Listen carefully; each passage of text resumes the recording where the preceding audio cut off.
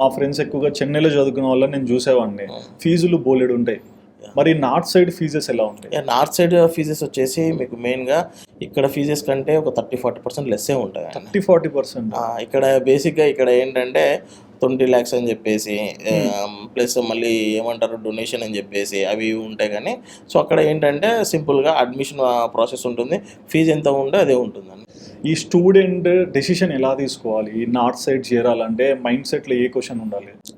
Student అంటే అండి I mean like మీరు చెప్పినట్టు ఎగ్జాక్ట్లీ స్టూడెంట్ అంటే ఇంటర్ స్టూడెంట్ ఏ ఏజ్లో ఉంటాడు? Hardly I mean 15 to 18 around ఉంటాడా? 18.